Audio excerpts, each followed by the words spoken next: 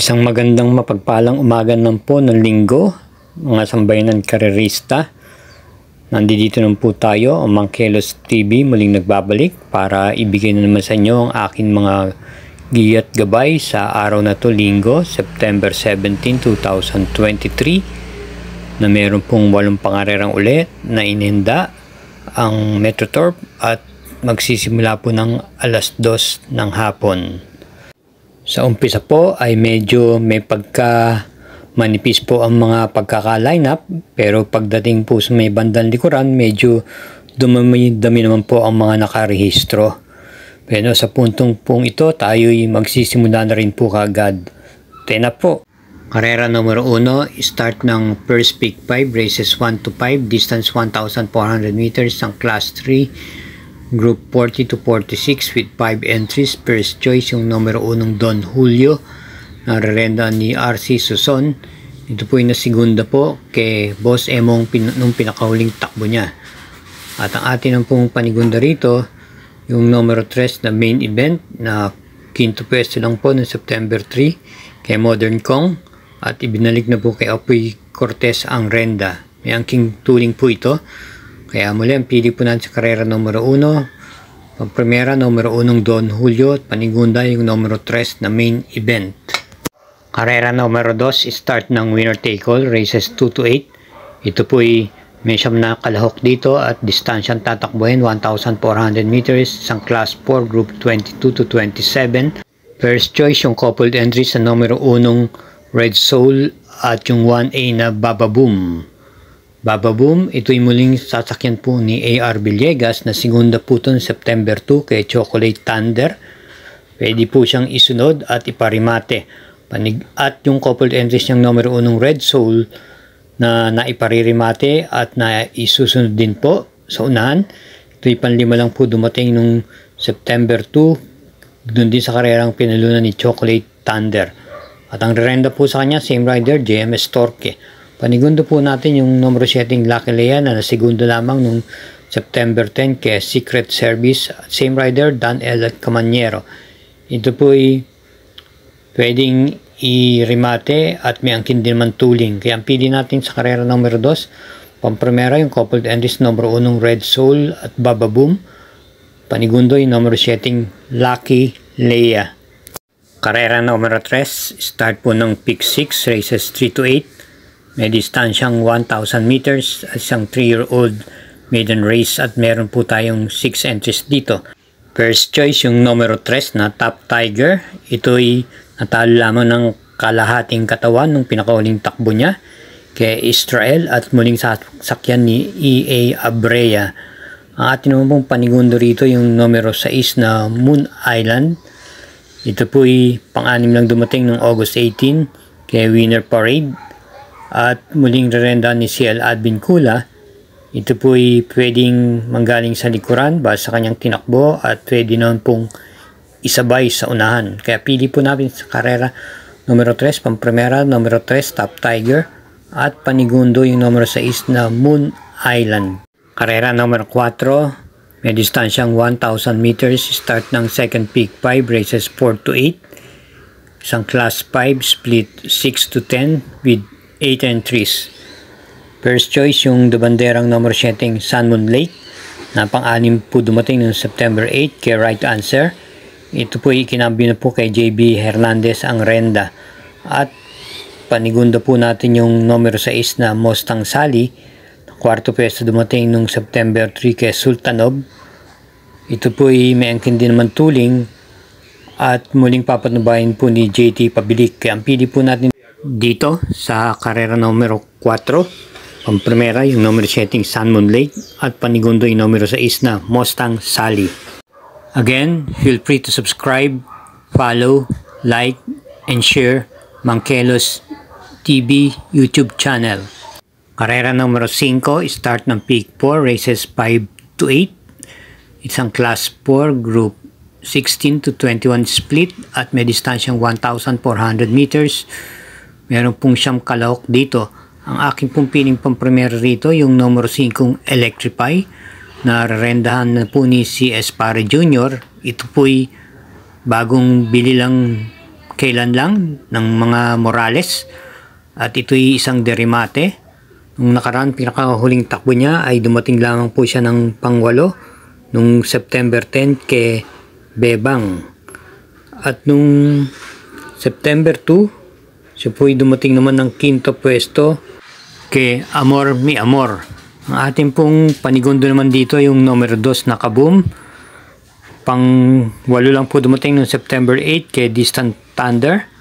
At siya po'y muling rarendahan po ngayon ni Dan L. Camanyero. Ito po'y may takbong minsan nasa unahan at pwedeng manggaling din sa likuran.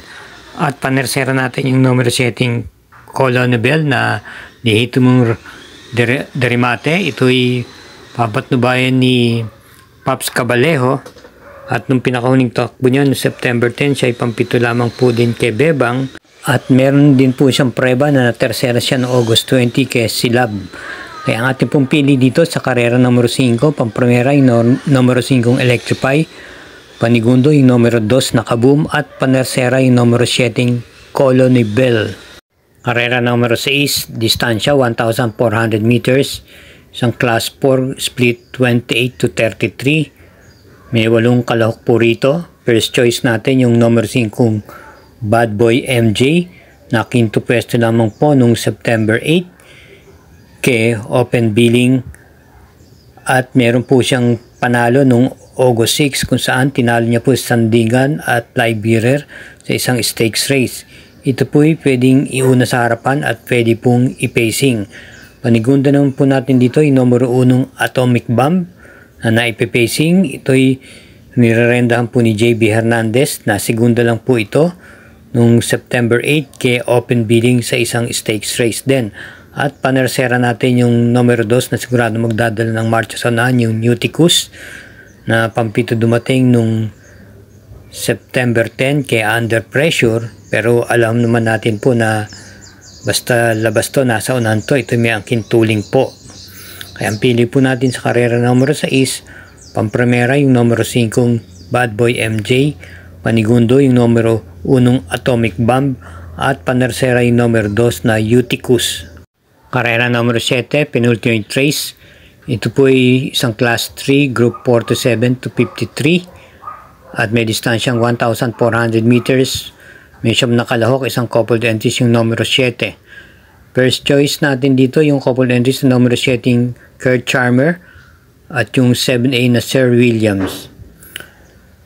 Kurt Charmer, ito po isang imported horse at veteran na rin po sa laban at mabibigat po ang nakakaharap nito.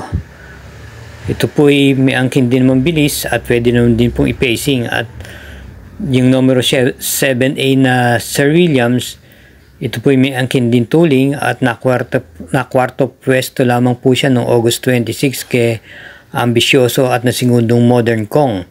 Ito po ay may angkin panalo noong August 16 kung saan tinalo niya po si Euroclidon. Same rider pa rin po ang rerenda, BJB Galleta. Ang ating pong panigunda rito ay yung kalahok number 1 Attractive Force na may angking tuling.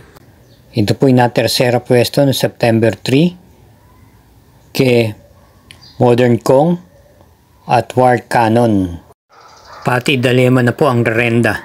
Panersera po natin yung numero 5 Asyong, nakagaling lamang sa panalo nung September 9 kung saan tinalo niya po yung coupled entries na Prime Bidding at Brothers Sun. Kaya ang pili po natin sa karera numero 7, pampremera yung numero 7 coupled entries na Kurt Charmer at Sir Williams, panigundo yung numero 1 Attractive Force at panersera yung numero 5 Asyong. Huling pangarera na po tayo, last daily double, race 8. Ito'y paratingan po ng winner take all, pick 6, second pick 5 at pick 4. At meron po tayong 13 entries dito, almost full gate. Ito po ay tatakbuhin sa distansyang 1,400 meters, ang class 4, group 34 to 39. At meron tayong 13 kalahok dito.